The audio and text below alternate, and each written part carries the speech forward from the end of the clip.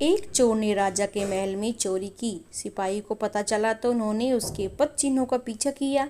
पीछा करते करते वे नगर से बाहर आ गए। पास के गांव था। उन्होंने चोरों के पद चिन्ह गांव की ओर जाते देखे। गांव में जाकर उन्होंने देखा कि एक संत सत्संग कर रहे हैं और बहुत से लोग बैठकर सुन रहे हैं। चोर के पद चिन्ह भी उसी ओर जा रहे थे। सिपाहियों को संदेह हुआ कि चोर भी सत्संग के लोगों के बीच बैठ गया होगा। वे वहीं खड़े रहे और उसका इंतजार करने लगे।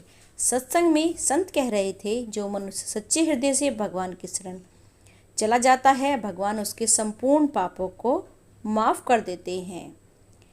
संत ने कहा, गीता में भगवान ने कहा है कि संपूर्ण कर्तव्यों कर्मों का त्याग कर तू केवल एक मुझ सर्वशक्तिमान सर्वाधार परमेश्वर की ही शरण में आ जा।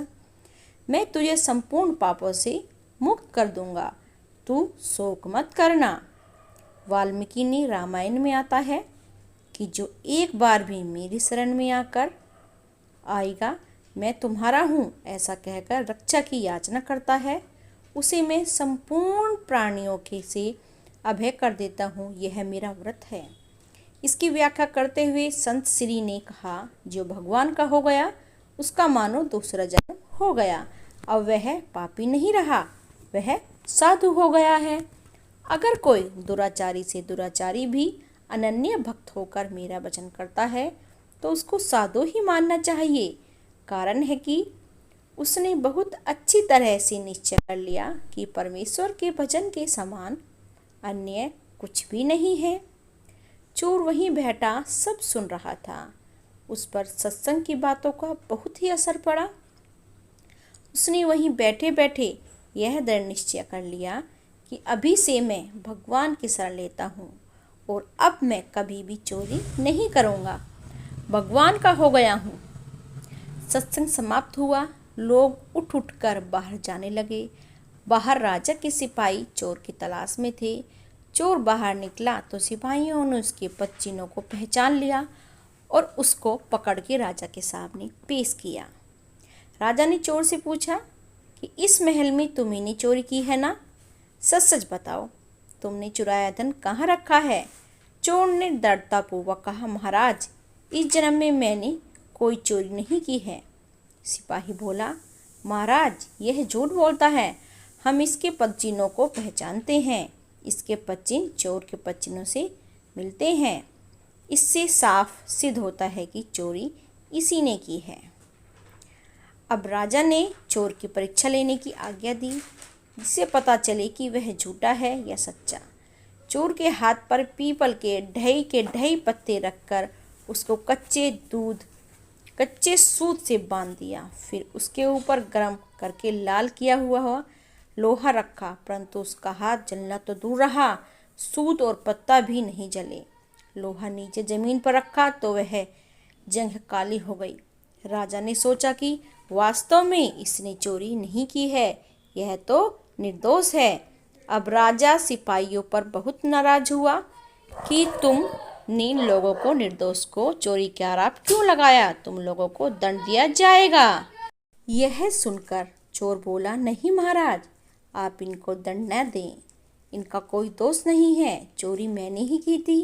राजा ने सोचा कि यह साधु पुरुष है, इसलिए सिपाहियों को दंड से बचाने के लिए चोरी का दोष अपने सिर ले रहा है। राजा बोला, तुम इन पर दया करके इनको बचाने के लिए ऐसा कह रही हो, पर मैं इन्हें दंड अवश्य दूंगा। चोर बोला, महाराज, मैं झूठ नहीं बोल रहा हूँ, चोरी मैंने ही की थी। अगर आपको विश्वास न हो तो अपने आदमियों को मेरे साथ भेजो। मैंने चोरी का धन जंगल में जहाँ छिपा रखा है वहाँ से लाकर दिखा दूंगा। राजा ने अपने आदमियों को चोर के साथ भेजा। चोर उनको वहाँ ले गया जहाँ उसने धन छिपा रखा था और वहाँ से धन लाकर राजा के सामने रख दिया। यह देखकर राजा को बड़ा आश्चर्य हुआ और राजा फिर बोले, अगर तुमने ही चोरी की थी, तुम परीक्षा करने पर तुम्हारा हाथ क्यों नहीं जला? ये बताओ हमें कि ऐसा क्यों हुआ? तुम्हारा हाथ भी नहीं जला और तुमने चोरी का धन भी लाकर दे दिया। यह बात हमारी समझ में नहीं आ रही है। राजा परेशान था। राजा बोला, ठीक ठीक बताओ कि बात क्या है। अब चोर बोलता है, कहता है, महाराज, मैंने चोरी करने के बाद धन को जंगल में छिपा दिया और गांव में चला गया। वहाँ एक जगह पर सत्संग हो रहा था और मैं वहाँ जाकर लोगों के बीच में बैठ गया सबसे बचने के लिए। और सत्संग में मैंने सुना कि जो भगवान की शरण लेकर पुनः पाप न करने का निश्चय कर लेता है, उसको भगवान सब पापों से मुक्त कर देता है और उसका नया जन्म हो जाता है। इस बात का मुझ पर असर पड़ा और मैंने दृढ़ निश्चय कर लिया कि अब मैं भी कभी चोरी नहीं करूँगा। अब मैं भगवान को ही अपना लिया है, अब मैं कभी भी चोरी नहीं करूँगा। अब मैं भगवान का हो गया हूँ, इसलिए तब से मेरा नया जन्म हो गया है। इस जन्म में मैंने कोई चोरी नहीं की, इसलिए मेरा हाथ नहीं जला। आपके महल में जो मैंने चोरी की थी वह मेरे पिछले जन्म की चोरी थी, जो मैंने अपने पिछले जन्म में की थी। कैसा दिव्य प्रभाव है सत्संग का। मात्र कुछ क्षण के सत्संग ने चोर का जीवन ही पलट दिया, उसे ही समझ देकर पुण्यात्मा धर्मात्मा बना दिया। चोर सत्संग वचनों में दृढ़, निष्ठा से कठोर, परीक्षा में भी सफल हो गया और उसका जीवन पूर्णतः बदल गया और उसने चोरी छोड़ दी और एक पुण्यात्मा बन गई। राजा भी उससे प्रभावित हुआ और प्रजा से वह भी सम्मानित हुआ और प्रभु के रास्ते चलकर प्रभु की कृपा से उसने परम पद को पा लिया। सत्संग पापी से पापी व्यक्ति को भी पुण्यात्मा बना देता है। जीवन में सत्संग नहीं होगा तो आदमी कुसंग जरूर करेगा।